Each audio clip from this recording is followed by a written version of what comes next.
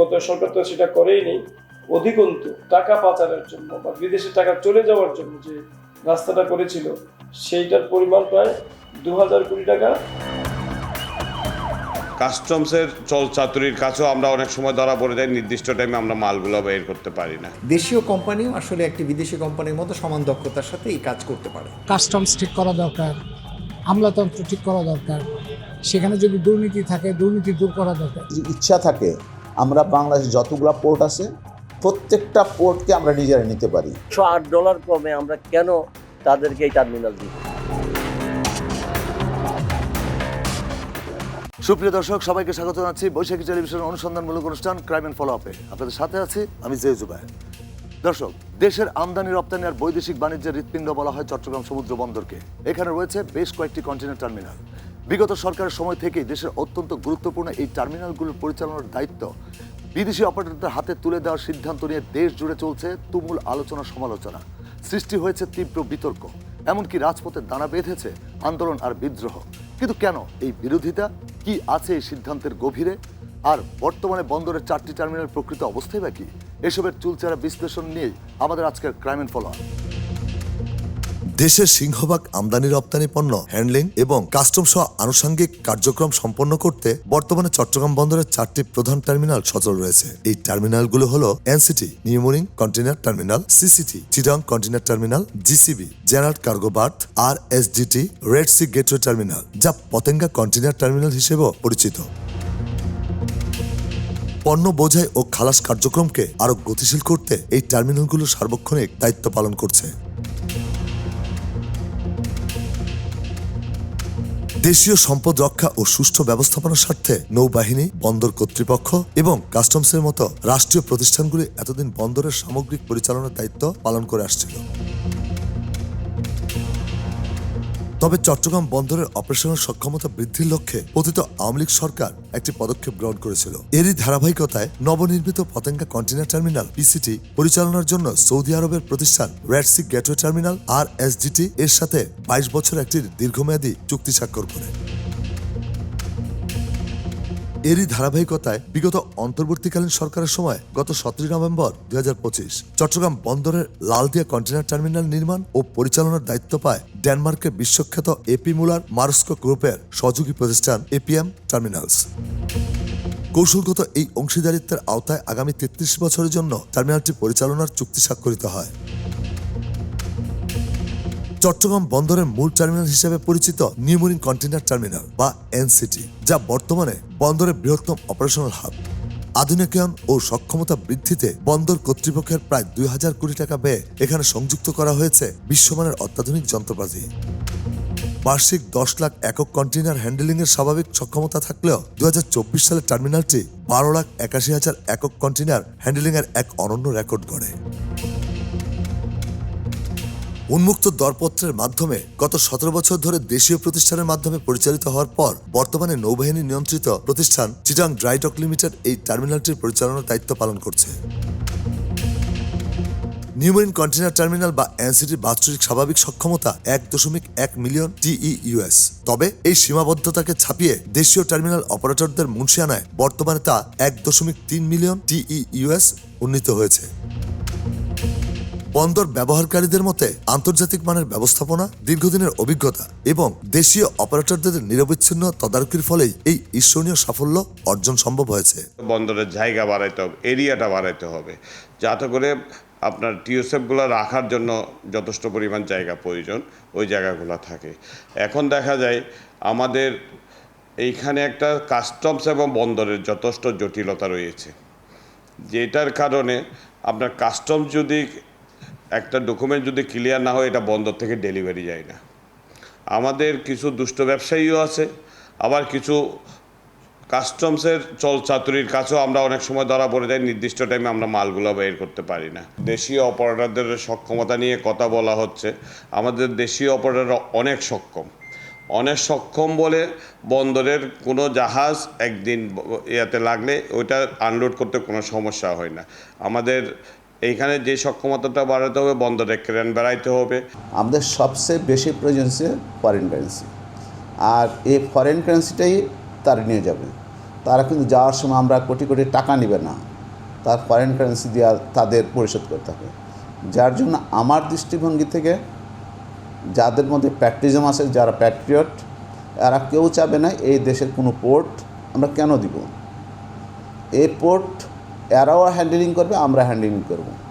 আমাদের মধ্যে কোথাও যদি ভুল ত্রুটি থাকে তাহলে আমরা সেটা সংশোধন করে নেব বা আমরা ট্রেন আপ করে নিতে পারি। আমাদের যা ক্রু আছে তাদের ক্রুরা যদি এক্সপার্ট না হয় আমরা যে কোনো দেশ থেকে তাদেরকে ট্রেন আপ করে নিতে পারি। কিন্তু এখানে যে বিষয়টা সবচেয়ে মোস্ট ইম্পর্টেন্ট, এখানে আমাদের যে বিলম্ব হওয়ার প্রধান কারণ হচ্ছে কাস্টমস। এখন এই কাস্টমসকে আমরা কীভাবে অর্থাৎ করতে পারি এটা আমাদের দেখতে হবে।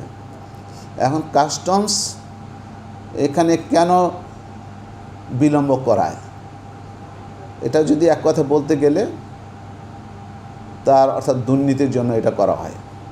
আমরা চাই এটা দেশ বাংলাদেশ চালাক, ডে বাই ডে আমরা আমাদের কন্টেনার হ্যান্ডলিং ইনক্রিজ করতেছি এবং ইনক্রিজের মাধ্যমে আমরা দেশকে বিপুল পরিমাণ টাকা, আমরা দেশের বিপুল পরিমাণ বৈদেশিক মুদ্রা আমরা অর্জন করতেছি। চট্টগ্রাম বন্দরের ইনকামের উপরে 25% কর্পোরেট ট্যাক্স সরকার পেয়ে থাকে।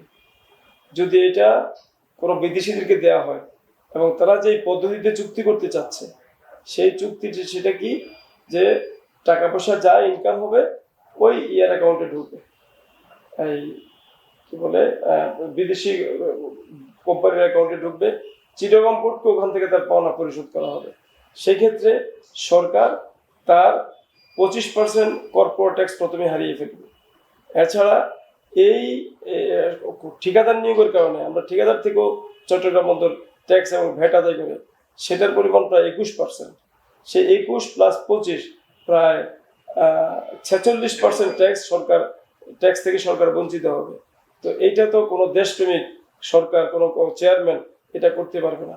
সর্বদিক বিবেচনা করে চট্টগ্রাম বন্দরকে কোনো অবস্থাতেই বিদেশিদের হাতে তুলে দিবেন না, কারণ এই চট্টগ্রাম বন্দরকে যদি বাংলাদেশ দ্বারা পরিচালিত হয় তাহলে বাংলাদেশ বিপুল পরিমাণ বৈদেশিক মুদ্রা অর্জন করবে।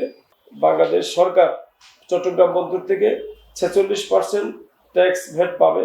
বাংলাদেশ সরকার বেকারত্বের যে সমস্যা সেই সমস্যা সমাধানের জন্য একটা বড় ক্ষেত্র হিসেবে চট্টগ্রাম বন্দরকে পাবে বলে আমি বিশ্বাস করি।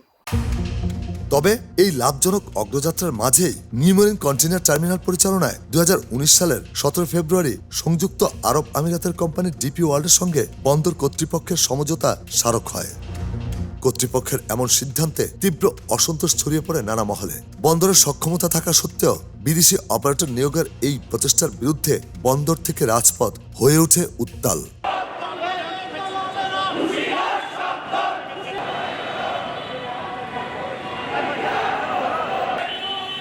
তীব্র গণ আন্দোলন ও সংশ্লিষ্টদের অনড় অবস্থানের মুখে শেষ পর্যন্ত সেই চুক্তি থেকে পিছিয়ে আসতে বাধ্য হয় তৎকালীন আওয়ামী লীগ সরকার।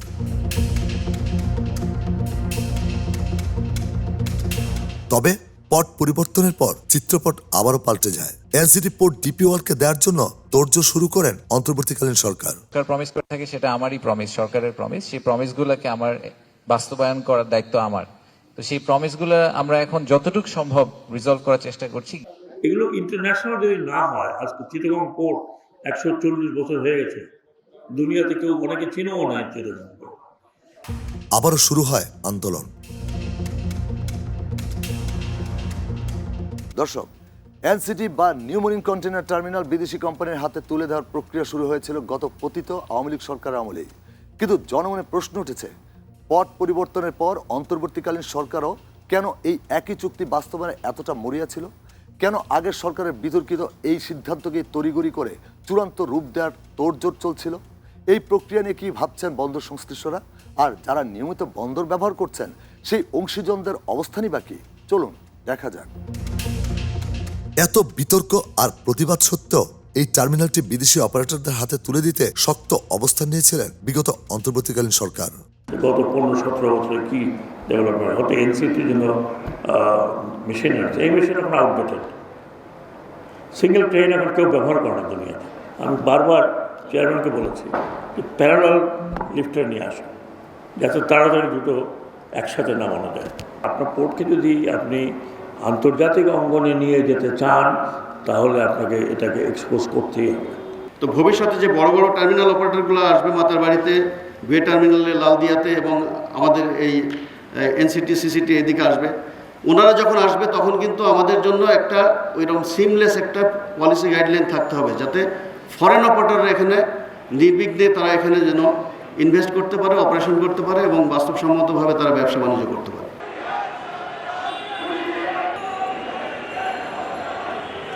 সরকারের এমন কঠোর অবস্থানের খবর ছড়িয়ে পড়ার পরপরই আবারও উত্তাল হয়ে উঠে বন্দরনগরী।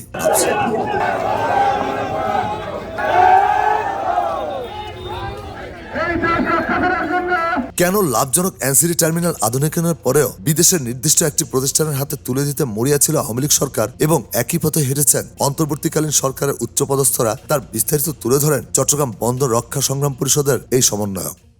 বিগত সরকার, ইন্টারিম সরকার যে চুক্তিগুলো করতে চেয়েছিল, তারা বিশেষ আর্থিক সুবিধা, নিজেরা সুবিধাভোগী হওয়ার জন্য এই চুক্তিগুলো করতে গিয়েছিল।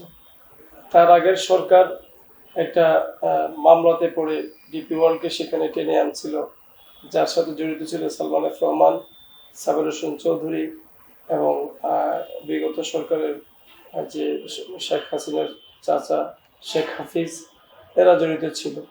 এবং সেখান থেকে এটাকে আমরা প্রথমে যদি বলি যে আমাদের চেয়ারম্যান মনিরুজ্জামান যে এই কাজগুলো করতে চাইছে, সেটি হলো যে বিএসসিতে সমস্ত নিয়মকানুন ভেঙে সেখানে সালমান এফ রহমানকে বিএসসির ডিরেক্টরের বোর্ডে নিয়ে আসছে।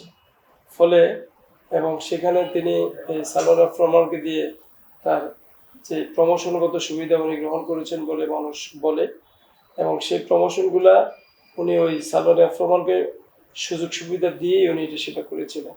ঠিক একইভাবে চট্টগ্রাম বন্দরের একটা প্ল্যান থাকে না, কার পরে কে আসবে। যেমন ধরেন সোহেল সাহেব ছিলেন চেয়ারম্যান, সোহেল সাহেব যদি কোনো কারণে ব্যর্থ হয়, সেখানে বর্তমান চেয়ারম্যান আছে মনিরুজ্জামানকে আনলেই তাদের এই উদ্দেশ্য তারা হাসিল করতে পারবে। তারই ধারাবাহিকতায় এস এম মনিরুজ্জামানকে চট্টগ্রাম বন্দরের চেয়ারম্যান হিসেবে তারা এখানে পদায়ন করে, এবং পদায়ন হওয়ার পরে চট্টগ্রাম বন্দরের বিভিন্ন বিষয়ে যে সমস্ত চুক্তিগুলো হয়েছে, সেই চুক্তিগুলো 20 বছর 22 বছর, মানে চট্টগ্রাম বন্দরের প্রফিটকে বিবেচনা করা হয়নি, চট্টগ্রাম বন্দরের সুযোগ সুবিধাকে বিবেচনা করা হয়নি, দেশের সুযোগ সুবিধাকে বিবেচনা করা হয়নি, বিবেচনা করা হয়েছে ব্যক্তি সুযোগ সুবিধাগুলো। এবং এই চুক্তিটা করলে বাংলাদেশ থেকে প্রায় 2000 কোটি টাকা বা তৎসম পরিমাণ ডলার বাংলাদেশ থেকে বিদেশে চলে যাবে। ঠিক আছে, এটাই হচ্ছে। আর সেক্ষেত্রে ডিপি ওয়ার্ল্ডের সাথে চুক্তি করলে বাংলাদেশের কোনো কন্টেইনার হ্যান্ডলিংয়ের কোনো পরিবর্তন আসবে না। এখন যেভাবে চলতেছে ঠিক সেভাবেই চলবে, বরং অধিকন্ত আরও খারাপ হচ্ছে, যার প্রমাণ কিন্তু আরএসজিটি, পিসিটি। ঠিক আছে, তো সেখানে এই চুক্তির মধ্যে যদি করা হয়, বাংলাদেশ থেকে বেকার সমস্যা বেড়ে যাবে। যদি আপনারা একটা কথা তো জানেন যে মাননীয় প্রধানমন্ত্রী বলেছেন সবার আগে বাংলাদেশ, এবং উনি আগামী যে 180 দিনের মধ্যে উনি 1.5 কোটি লোকের কর্মসংস্থানের কথা বিভিন্ন মাধ্যমে আমরা জানতে পেরেছি যে উনি কর্মসংস্থান করতে চান। যদি চট্টগ্রাম বন্দরকে বাংলাদেশি ব্যবস্থাপনায় বাংলাদেশের মাধ্যমে চট্টগ্রাম বন্দর কর্তৃপক্ষের মাধ্যমে পরিচালনা করা হয়, তাহলে এখানে প্রত্যক্ষ এবং পরোক্ষভাবে প্রায় 50,000 শ্রমিক কর্মচারীর কর্মসংস্থান হবে। সেটা না করে তারা সেটা করছেই না, গত সরকার তো সেটা করেই নেই। অধিকন্তু তারা বিদেশের টাকা পাচারের জন্য বা বিদেশে টাকা চলে যাওয়ার জন্য যে রাস্তাটা করেছিল, সেইটার পরিমাণ প্রায় 2000 কোটি টাকা বা তৎসম পরিমাণ ডলার। সুতরাং এই টাকাটা বাংলাদেশের সবচেয়ে বড় ক্ষতি হয়ে যাবে। একদিকে বেকারের সমস্যা বেড়ে যাবে, অন্যদিকে দেশ তার কর্তৃত্ব হারাবে, দ্বিতীয়ত হচ্ছে বাংলাদেশ থেকে বিপুল পরিমাণ ডলার বাংলাদেশ থেকে চলে যাবে। টার্মিনালটি বিদেশি অপারেটরদের হাতে তুলে না দেওয়ার পক্ষে যুক্তি তুলে ধরেন বন্দর ব্যবহারকারীরাও। একজনকে টেন্ডারটা দিয়ে দেওয়া হচ্ছে মানে হ্যান্ডেলিং করার জন্য। এটা শেখ হাসিনা ফেসিবাদের সরকার বিগত জীবনে তার 15 বছর শাসন আমলে 3বার থেকে 4বার ট্রাই করছে। এটা সালমান এফ রহমান সহ বিভিন্ন ওদের বড় সিন্ডিকেট একটা কোম্পানিকে দেওয়ার জন্য।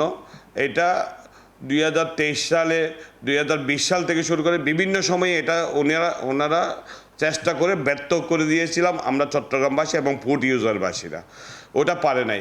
এখন আমি যেটা শুনছি সেটা হচ্ছে সেই কোম্পানিকে নাকি আবার ডেকে আনা হচ্ছে বর্তমানে। আমার তো মানে এইটা কী রকমের আলামত, এটা আমাদের চিন্তা করতে হবে। আমাদের পোর্টটা হচ্ছে কর্ণফুলী নদীর ক্যানেলের মধ্যে, এখানে একটা জোয়ার ভাটার ব্যাপার আছে। এখানে সব সময় জাহাজ আসতেও পারে না, যাইতেও পারে না। এখানে যে যত কথা করো, বিদেশিরা আসলে কি সেই আল্লাহ তাআলার সাথে কি চুক্তি করে আসবে যে ওনারা জোয়ার ভাটাও কন্ট্রোল করবে? এটা আমার একটা অন্যতম কোশ্চেন। জোয়ারের সময় আমাদের এখানে জাহাজ ঢুকতে পারে, আবার জোয়ারের সময় বের হইতে হয়। কাস্টমসে যেন ওইখানে কোনো 1 সেকেন্ড দেরি না হয়, তাহলে আমাদের সক্ষমতা বাড়বে। এখানে অর্থাৎ তো এই হ্যান্ডেলিংয়ের জন্য কোনো কিছু অর্থাৎ দেরি হয় না। আমাদের দেশটা টোটালি আমলা নির্ভর, কারণ আমাদের দেশের রাজনীতিবিদ এতদিন যারা ছিল এরা কেউ কোনো দিন নোট লেখে নাই, নোট পড়তে কীভাবে নোট পড়তে হয় সেটাও তারা জানে না, যার জন্য আমলার উপর ডিপেন্ড করছে। আমরা চাই সবসময় অর্থাৎ বাইরের লোকজন আসুক, তাদের যেখানে বেনিফিট পাবে। এই দেশে যারা আমলা তাদের ছেলে মেয়েরা কিন্তু এদেশে ইন্ডাস্ট্রি করে না, তারা বাইরে চলে যায়। এদেশে খেটে খাওয়া মানুষ যারা আছে, যাদের মধ্যে প্যাট্রিজম আছে, যারা প্যাট্রিয়ট, একমাত্র তারাই এদেশে অর্থাৎ বিনিয়োগ করতেছে, এবং তারাই কিন্তু এদেশটাকে চেষ্টা করতেছে উপরে টাইনে ওঠানোর জন্য। টার্মিনাল হস্তান্তর প্রক্রিয়া নিয়ে বিতর্কের মাঝেই চট্টগ্রাম বন্দর কর্তৃপক্ষের চেয়ারম্যান রিয়ার অ্যাডমিরাল SM মনিরুজ্জামানের বিরুদ্ধে উঠেছে নানা অনিয়মের অভিযোগ। কর্ণফুলী ড্রেজিং প্রকল্পের অনুমোদনপত্র সংক্রান্ত জটিলতা এবং প্রকল্প সংশ্লিষ্ট নথিপত্রে অসঙ্গতি ও প্রশাসনিক ক্ষমতার অপব্যবহার সহ বিভিন্ন দুর্নীতির অভিযোগে ইতিমধ্যে দুর্নীতি দমন কমিশন বা দুদকেও তার বিরুদ্ধে অভিযোগ দায়ের করা হয়েছে। চট্টগ্রাম বন্দরের চেয়ারম্যানের বিরুদ্ধে দুদকের এমন অভিযোগের ব্যাপারে আমরা জানতে চাই দুদকে। চট্টগ্রাম বন্দর কর্তৃপক্ষের চেয়ারম্যান SM মনিরুজ্জামানের বিরুদ্ধে ক্ষমতার অপব্যবহার, মানি লন্ডারিং, অর্থ আত্মসাৎ সহ জ্ঞাত আয় বহির্ভূত সম্পদ অর্জনের অভিযোগে দুর্নীতি দমন কমিশন থেকে অনুসন্ধান চলমান রয়েছে। অনুসন্ধানকারী কর্মকর্তা সংশ্লিষ্ট দপ্তরে পত্র প্রেরণ করেছেন। সংশ্লিষ্ট দপ্তর থেকে তথ্য প্রাপ্তির সাপেক্ষে অনুসন্ধানকারী কর্মকর্তা অনুসন্ধান প্রতিবেদন দাখিল করবেন। প্রাপ্ত তথ্যের ভিত্তিতে অনুসন্ধানকারী কর্মকর্তা সিদ্ধান্ত নেবেন, ওনাকে তলব করবেন, অথবা পরবর্তীতে আইনগত যে পদক্ষেপগুলো আছে সেই পদক্ষেপগুলো নেবেন।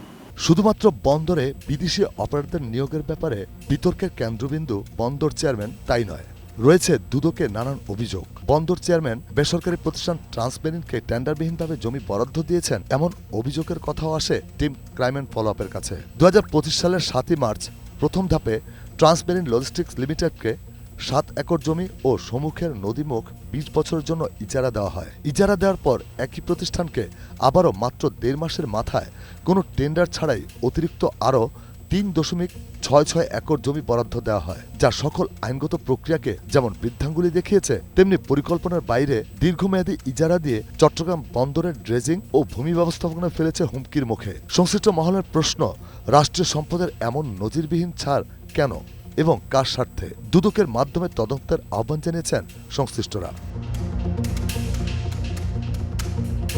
তবে মুদ্রার উল্টো পিঠে রয়েছে। এনসিটি টার্মিনাল বিদেশি অপারেটরদের হাতে তুলে দেওয়ার পক্ষে জোরালো যুক্তি তুলে ধরেন এই বন্দর বিশেষজ্ঞ। তার মতে, বন্দরের সক্ষমতাকে বৈশ্বিক মানে উন্নতি করতে হলে আন্তর্জাতিক অভিজ্ঞতা সম্পন্ন অপারেটর বিকল্প নেই। আমরা যখন গ্লোবাল টার্মিনাল অপারেটর, আমি বিদেশি বলি না, গ্লোবাল টার্মিনাল অপারেটরকে দিব, ওই টার্মিনাল অপারেটর বাধ্য করবে আপনার কাস্টমসকে যে তুমি তোমার কার্যক্রম এইভাবে করে করবা, আমার অসুবিধা হচ্ছে। আমি এরকম বন্দর দেখেছি আপনার আমেরিকায়, যে কন্টেনার নামার পরে বাইর করে দেয়। তা আমি বললাম যে তোমরা রেভিনিউ আদায় করবে, ওইটা আমার বিজনেস না, তো আমার বিজনেস কন্টেনার নামানোর ভাড়া নেওয়া, ওকে বের করে দেয়। রেভিনিউ ডিপার্টমেন্ট যেখানে পারে সেখানে। তার মানে বন্দরকে ইফিশিয়েন্ট করার জন্য অনেক মেকানিজম আছে, এই কুলিগিরির পিছনে লাগার কোনো দরকার নেই। এই কুলিগিরিও আমরা ভালোভাবে করতে পারতেছি না, দুঃখজনক কথা হলো এটা। আমরা ঘন্টায় 18টা করি, ওরা 40টা করে। আপনি 40টা করেন, আপনাকেই দেওয়া হবে। দর্শক, নিউ মেরিন কন্টেইনার টার্মিনাল বা এনসিটি পরিচালনার দায়িত্ব কেন কোনো প্রকার উন্মুক্ত দরপত্র ছাড়াই একটি বিদেশি অপারেটরকে দেওয়া হচ্ছে, তা নিয়ে চলছে বিতর্ক। অভিযোগের আঙুল উঠেছে বেশ কয়েকজন উচ্চপদস্থ সরকারি কর্মকর্তা এবং প্রভাবশালী কিছু বন্দর ব্যবহারকারীর অশুভ আতাতের দিকে। দেশের অন্যতম লাভজনক এই টার্মিনালটি এভাবে বিদেশিদের হাতে তুলে দেওয়া কতটা যৌক্তিক, এই পুরো প্রক্রিয়া নিয়ে কী ভাবছেন বন্দর বিশেষজ্ঞরা, এবার তা দেখাবো আপনাদের।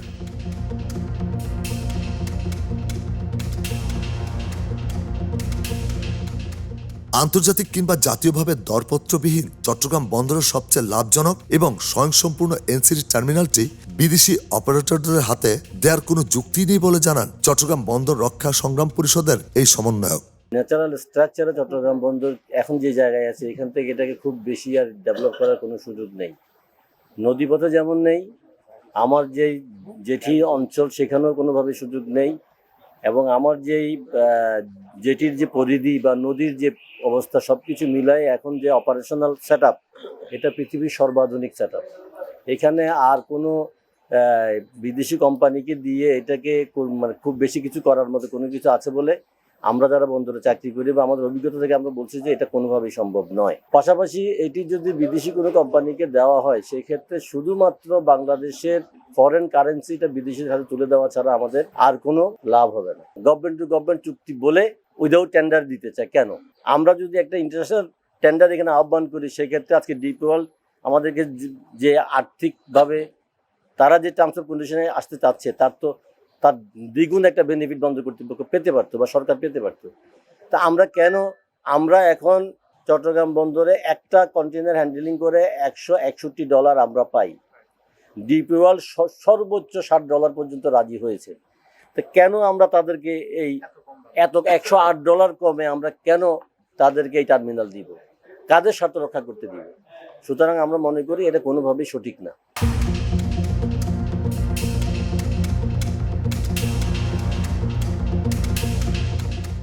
অত্যন্ত গুরুত্বপূর্ণ এই টার্মিনালটি কোনো প্রকার স্বচ্ছ দরপত্র প্রক্রিয়া ছাড়াই বিদেশি একটি প্রতিষ্ঠানের হাতে তুলে দেওয়াকে দেশের দীর্ঘমেয়াদী অর্থনৈতিক ও সার্বভৌমত্বের জন্য ঝুঁকিপূর্ণ বলে মনে করছেন বিশিষ্ট এই অর্থনীতিবিদ। এটা তো ডিপি ওয়ার্ল্ডকে দেওয়ার চেষ্টা শুরু হয়েছিল শেখ হাসিনার আমলে। এটাও শোনা যায় যে শেখ হাসিনার সময়ে বিভিন্ন ধরনের দুর্নীতির সাথে সম্পর্কিত তৎপরতা, তারপর দুবাই, আবুধাবি, তাদের যে সরকার, সেই সরকারের প্রতি একটা বলা যায় যে এক ধরনের কমিটমেন্ট থেকে, মানে তাদের অন্যায় আবদার রক্ষা করতে গিয়ে টেন্ডার ছাড়া এই ডিপি ওয়ার্ল্ডকে এই বন্দর দেওয়ার একটা চেষ্টা শুরু হয়েছিল শেখ হাসিনা। তো গত অন্তর্বর্তী সরকারের তো দায়িত্ব ছিল দুর্নীতি কিংবা অস্বচ্ছ জনস্বার্থ বিরোধী চুক্তি প্রকাশ করা এবং সেগুলো বিরোধিতা করা, সেই চুক্তি থেকে বের হওয়ার চেষ্টা করা। কিন্তু দেখা গেল যে অন্তর্বর্তী সরকার বরঞ্চ উল্টো কাজ করে, তারা এই সমস্ত চুক্তি বাতিল না করে কিংবা এই ধরনের চেষ্টা থেকে বিরত না হয়ে তারা একইভাবে টেন্ডার ছাড়া একটা লাভজনক বন্দর প্রমাণিত হয়েছে, দক্ষতা প্রকাশিত হয়েছে, সেই বন্দরকে ডিপি ওয়ার্ল্ডকে দিয়ে দিচ্ছিল টেন্ডার ছাড়া, অস্বচ্ছতার সাথে। এবং অন্তর্বর্তী সরকারের এখতিয়ারের মধ্যে পড়ে না যে ধরনের চুক্তি দীর্ঘমেয়াদে বাংলাদেশকে প্রভাবিত করবে, সেটা তো অন্তর্বর্তী সরকারের দায়িত্ব না। কিন্তু দেখা গেল যে বোর্ডে চট্টগ্রাম বন্দরের চেয়ারম্যান, তারপর বিডার চেয়ারম্যান, তারপর যে উপদেষ্টা সাখাওয়াত হোসেন, তাদের একটা অস্বাভাবিক তৎপরতা দেখা গেল। অস্বাভাবিক এই অর্থে যে তারা যে যুক্তিগুলি দিচ্ছিল এই যুক্তিগুলি সব ভুল যুক্তি। যেমন একটা যুক্তি হচ্ছে যে আমরা মাসুল বাড়াচ্ছি সক্ষমতা বাড়ানোর জন্য, কিন্তু এটা সম্পূর্ণভাবে ভুল। এই কারণে মিথ্যা যুক্তি আসলে এই কারণে যে চট্টগ্রাম বন্দরের হাতে প্রতি বছর 2000 কোটি টাকারও বেশি লাভ হয় এবং তাদের হাতে বিপুল সম্পদ ছিল। সক্ষমতা বাড়ানোর জন্য কোনো কাজ করতে গেলে সেখানে বিনিয়োগের কোনো সমস্যা হতো না। মাসুল বাড়ানো হলো কী কারণে? তাহলে একটাই যুক্তি, সেটা হচ্ছে যে ডিপি ওয়ার্ল্ড যেহেতু এখানে তার সাথে চুক্তি হলে ডিপি ওয়ার্ল্ড যেন এই বদনামের ভাগিদার না হয়, ডিপি ওয়ার্ল্ডের মুনাফা যাতে নিশ্চিত হয়, সেই জন্য আগে মাসুল বাড়ানো হয়েছে। এবং মাসুল বাড়ানোর মাধ্যমে তো বাংলাদেশের অর্থনীতির জন্য একটা বড় ধরনের চাপ তৈরি হলো, আমদানি খরচ বাড়লো, রপ্তানি খরচ বাড়লো এবং সেটা আমাদের সকল জীবনযাত্রার ব্যয়ের উপরে তার একটা প্রভাব পড়বে। কিন্তু তারপরে মাসুল বাড়ানো হয়েছে মিথ্যা যুক্তি দিয়ে। পাশাপাশি একটা দক্ষতার প্রমাণ আছে, সক্ষমতার প্রমাণ আছে, এরকম একটা বন্দরকে বিদেশি কোম্পানির হাতে দেওয়ার তো কোনো যুক্তি নেই। বিশেষত যখন বাংলাদেশের চট্টগ্রাম বন্দর হচ্ছে বাংলাদেশের প্রধান বন্দর এবং বাংলাদেশে আমদানি রপ্তানি 90% এই বন্দর দিয়ে আনা হয়, সেখানে এই বন্দরের উপরে জাতীয় কর্তৃত্ব রাখাটাই হচ্ছে গুরুত্বপূর্ণ। এই বন্দর বিদেশি কোম্পানির হাতে গেলে পুরো বাংলাদেশের জাতীয় অর্থনীতি একটা জিম্মি হয়ে পড়ে। চট্টগ্রাম বন্দরে নিউমোরিং কন্টেইনার টার্মিনাল প্রমাণ করেছে যে তারা জাতীয় প্রতিষ্ঠান, এটা প্রাইভেট কোম্পানি হোক কিংবা নেভি হোক, তারা প্রমাণ করেছে যে তারা সক্ষমতার সাথে চালাতে পারে। বাধা যেগুলো আছে, যেমন কাস্টমসের বাধা আছে, সমস্যা আছে, কিংবা নাব্যতার সমস্যা আছে, ব্যুরোক্রেসি সমস্যা আছে, সেগুলি দূর করলে এটা সক্ষমতা আরও বাড়বে। বিদেশি কোম্পানি হাতে দিলে যেটা হবে যে বাংলাদেশের প্রধান বন্দর যদি বিদেশি কোম্পানির হাতে যায়, আমাদের জাতীয় সার্বভৌমত্বই একটা সমস্যার মধ্যে পড়বে। আর ডিপি ওয়ার্ল্ডের রেকর্ড ভালো না। আর ডিপি ওয়ার্ল্ড হচ্ছে এমন একটা রাষ্ট্রের প্রতিষ্ঠান যে রাষ্ট্রটা মার্কিন যুক্তরাষ্ট্রের পকেটের প্রতিষ্ঠান। সুতরাং তাদের ভূ রাজনৈতিক এবং সামরিক নানান কৌশলের মধ্যে তারা চট্টগ্রাম বন্দরকে জিম্মি করে ফেলতে পারে। তিনি মনে করেন দেশের প্রকৃত ও টেকসই উন্নয়ন নিশ্চিত করতে হলে অন্যের উপর নির্ভরতা কমিয়ে নিজেদের সক্ষমতা বৃদ্ধির কোনো বিকল্প নেই। সিঙ্গাপুর একটা ছোট রাষ্ট্র, যদি খুবই ছোট রাষ্ট্র, আমাদের একটা উপজেলার সমান হবে, সেই সিঙ্গাপুর যদি আন্তর্জাতিকভাবে পরিচালনার জন্য বন্দর প্রতিষ্ঠান তৈরি করতে পারে, তো বাংলাদেশ কেন পারবে না? বাংলাদেশ পারছে না, কারণ হচ্ছে এই যে জাতীয় স্বার্থবিরোধী তৎপরতার সাথে যুক্ত লোকজন দাপটের সাথে বিভিন্ন সরকারের সময় জাতীয় স্বার্থবিরোধী চুক্তি করার কারণে বাংলাদেশের সেই সক্ষমতাটা প্রকাশ হতে পারছে না। সেই কারণে যেখানে যদি সক্ষমতা আরও বাড়াতে হয়, তার জন্য যা যা করা দরকার, যেমন কাস্টমস ঠিক করা দরকার, আমলাতন্ত্র ঠিক করা দরকার, সেখানে যদি দুর্নীতি থাকে দুর্নীতি দূর করা দরকার, এই সমস্ত ব্যাপারে পদক্ষেপ নেওয়াটা ছিল দায়িত্ব অন্তর্বর্তী সরকার। আমরা আশা করি যে নির্বাচিত সরকার এই ধরনের তৎপরতা, এই ধরনের জাতীয় স্বার্থবিরোধী তৎপরতা সম্পূর্ণভাবে বন্ধ করবে, করে চট্টগ্রাম বন্দরকে আরও কীভাবে দক্ষ এবং সক্ষম করা যায় সেটার জন্য কাস্টমস, আমলাতন্ত্র এবং ওইখানকার যে নদীর পানির প্রবাহ, সমুদ্রের যে বন্দরের যে নাব্যতা, সেটা বাড়ানোর জন্য যে ধরনের উদ্যোগ নেওয়া দরকার সেগুলো নেই। দুর্নীতির কোনো সম্ভাবনা ছাড়া এই তৎপরতাকে আর কোনোভাবে ব্যাখ্যা করা যায় না। কেন অন্তর্বর্তী সরকার এত তাড়াহুড়ো করে এই চুক্তি করতে গেল? এখানে আমার মনে হয় কনফ্লিক্ট অফ ইন্টারেস্ট থাকার সমূহ সম্ভাবনা। এখানে চুক্তির পেছনে যারা যুক্ত ছিল তাদের নিজেদের ব্যক্তিগত স্বার্থের বিনিময়ে তারা স্বার্থ রক্ষা করতে গিয়ে তারা জাতীয় স্বার্থকে জলাঞ্জলি দিয়েছে। সুতরাং এই চুক্তির পেছনে যারা ছিল তাদের ব্যাপারে তদন্ত হবে। পুরো প্রক্রিয়াটির স্বচ্ছতা ও জবাবদিহিতা নিশ্চিত করার উপর জোর দিয়েছে বেসরকারি গবেষণা সংস্থা সিপিডি। সংস্থাটির মতে বিদেশি অপারেটরদের সাথে যে কোনো ধরনের চুক্তি সম্পাদনের ক্ষেত্রে পূর্ণাঙ্গ স্বচ্ছতা বজায় রাখা অপরিহার্য। পাশাপাশি দীর্ঘমেয়াদী অর্থনৈতিক স্থিতিশীলতা অর্জনে দেশীয় টার্মিনাল অপারেটরদের সক্ষমতা বৃদ্ধিতে মনোযোগ দেওয়ার পরামর্শ দিয়েছে তারা। আমাদের কাছে মনে হয়েছে যে অন্তর্বর্তী সরকারের সময়কালে বঙ্গোপসাগর এবং চট্টগ্রাম বন্দর কেন্দ্রিক যে উদ্যোগগুলো রয়েছে, এই সমস্ত উদ্যোগগুলো নতুন সরকারের সময়কালে পার্লামেন্টে বিস্তারিত আলাপ আলোচনা হওয়া প্রয়োজন। এবং যে চুক্তিগুলো হয়েছে এই চুক্তিগুলো সম্পর্কেও পার্লামেন্টের স্ট্যান্ডিং কমিটি অন যে নৌ পরিবহন মন্ত্রণালয় রয়েছে তাদের পর্যায়ে এবং parliamentary standing committee on estimates তাদের পর্যায়ে এই চুক্তিগুলোর আলাপ আলোচনা হওয়া প্রয়োজন। তৃতীয়ত, আমরা মনে করি না যে আমাদের বন্দর দ্রুততর সময়ে কোনো অস্বচ্ছ প্রক্রিয়ায় একটি টেন্ডারে যাবার সুযোগ রয়েছে। এক্ষেত্রে যেহেতু আন্তর্জাতিক পর্যায়ে উন্মুক্ত দর পদ্ধতির সুযোগ রয়েছে, সুতরাং উন্মুক্ত দর পদ্ধতিকে ব্যবহার করে এই টেন্ডারগুলো গেলে সরকারের জন্য সেটা যেমন আর্থিকভাবে সেটা যেন সাশ্রয়ী হবে এবং একই সাথে ইফিশিয়েন্ট যে সার্ভিসগুলো সেটি পাওয়ারও সম্ভাবনা থাকবে। এবং আমরা মনে করি যে এই প্রক্রিয়ার ক্ষেত্রে যাতে উপযুক্ত কমিটির মাধ্যমে যাতে এই টেন্ডার প্রক্রিয়াগুলো সম্পন্ন করার উদ্যোগ নেওয়া হয়। প্রকিউরমেন্টের জন্য সরকারের বিভিন্ন ধরনের কাঠামো রয়েছে, তাতে আসলে G2G ভিত্তিতেও প্রকিউরমেন্ট হতে পারে। যখন আসলে কোনো সিঙ্গেল বিডার খুবই গুরুত্বপূর্ণ, এককভাবে বৈশ্বিকভাবে তার কোনো সুনাম থাকে এবং তিনি সেই একক সার্ভিসটা দিয়ে থাকেন, যার বিকল্প সার্ভিস পাওয়ার সুযোগ কম, তখন এরকমভাবে একক টেন্ডারে সরকার যেয়ে থাকেন। কিন্তু যখন আমাদের কাছে আমরা দেখি যে দেশীয় সার্ভিস প্রোভাইডার এবং বিদেশি উভয়েরই সেই ধরনের সার্ভিস দেওয়ার দক্ষতা রয়েছে এবং সেরকম সময় একটি নির্দিষ্ট কোম্পানিকে টার্গেট করে অন্তর্বর্তী সরকার এই উদ্যোগগুলো নেন, তখন স্বভাবতই প্রশ্ন আসে যে এই ধরনের উন্মুক্ত দর পদ্ধতি কেন ব্যবহার করা হলো না। সেই জায়গা থেকে আমরা মনে করি যে চিটাগাং বন্দরের ক্ষেত্রে উন্মুক্ত দর পদ্ধতির মাধ্যমে দেশি বা বিদেশি কোম্পানি যারা এখানে অংশগ্রহণ করুক তাদের সাথে দেশীয় স্বার্থ সংশ্লিষ্ট বিষয়গুলো দিয়েই কেবলমাত্র এর টেকনিক্যাল এবং ফাইন্যান্সিয়াল প্রপোজালগুলো ইভ্যালুয়েট হতে পারে।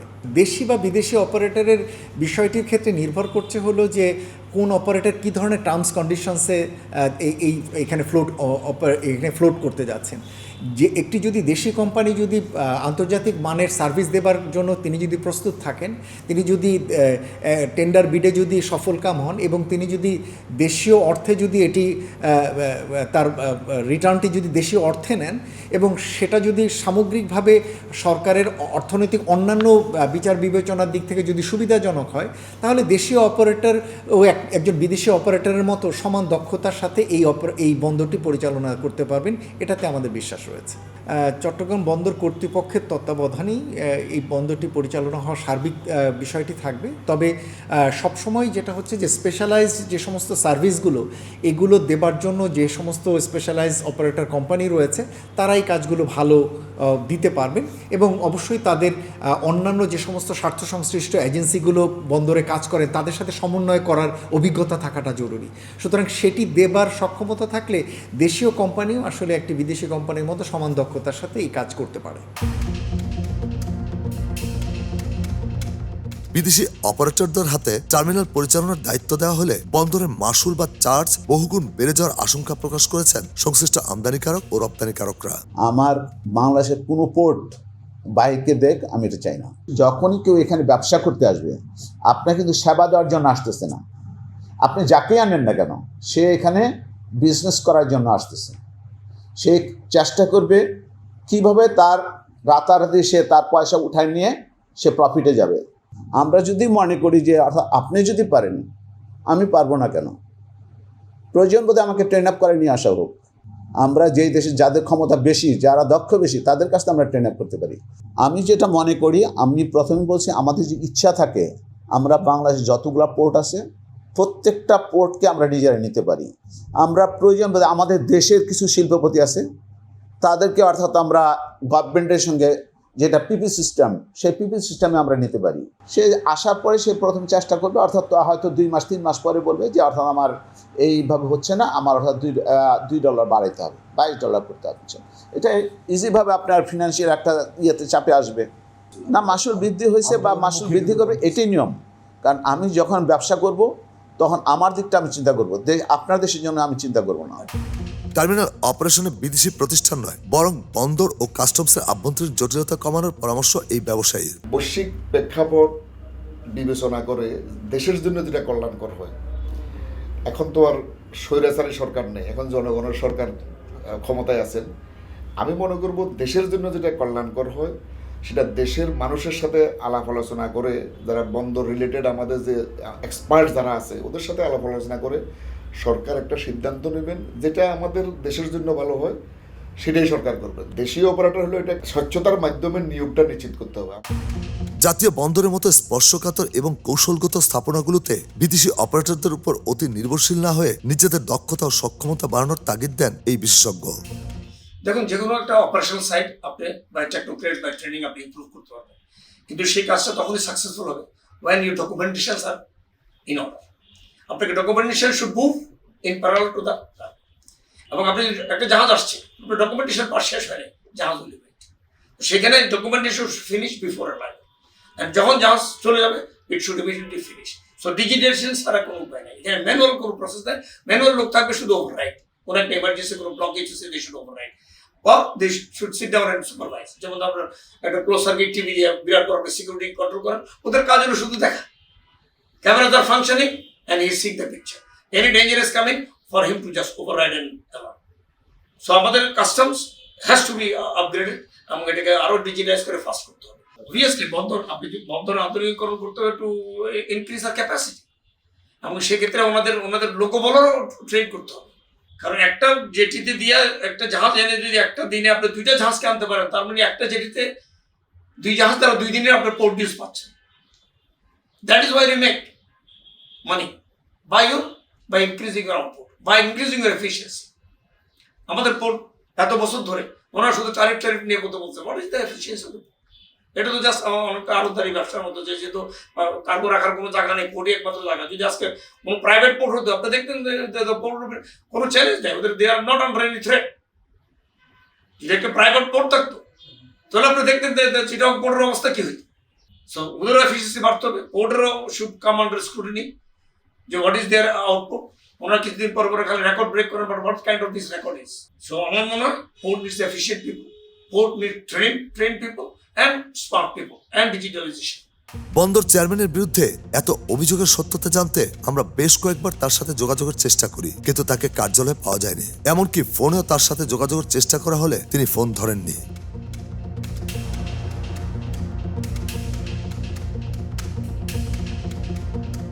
আমরা এবার যাই এসব তদারকির দায়িত্বে যারা সেই নৌপরিবহন মন্ত্রণালয়ের মন্ত্রীর কাছে। তবে প্রতিবেদন প্রচারের আগ পর্যন্ত তার বক্তব্য মেলেনি।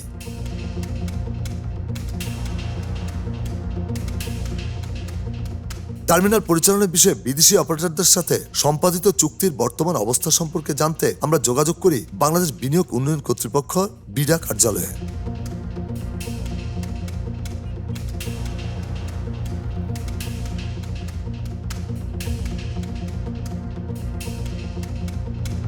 সেখানে বিডা চেয়ারম্যান আশিকুর রহমানের সাথে আমাদের সাক্ষাৎ হলেও তিনি ক্যামেরার সামনে কোনো আনুষ্ঠানিক বক্তব্য দিতে অস্বীকৃতি জানান। তবে তিনি জানিয়েছেন চুক্তির যাবতীয় প্রক্রিয়া চূড়ান্ত হওয়ার পরই কেবল বিস্তারিত জানানো সম্ভব হবে। দর্শক, একদিকে বন্দরের আধুনিকায়ন, দক্ষতা বৃদ্ধি আর বিদেশি বিনিয়োগের জোরালো যুক্তি, অন্যদিকে শ্রমিক, পেশাজীবী ও রাজনৈতিক মহলের জাতীয় সার্বভৌমত্ব রক্ষা আর অর্থনৈতিক ক্ষতির শঙ্কা, এই দুইয়ের দোলাচলেই এখন চট্টগ্রাম বন্দর। তবে এখন সময় টেকসই সমাধানের। আমরা প্রত্যাশা করি বর্তমান সরকার জাতীয় স্বার্থ ও আন্তর্জাতিক বিনিয়োগের মধ্যে একটি সঠিক ভারসাম্য বজায় রাখবে।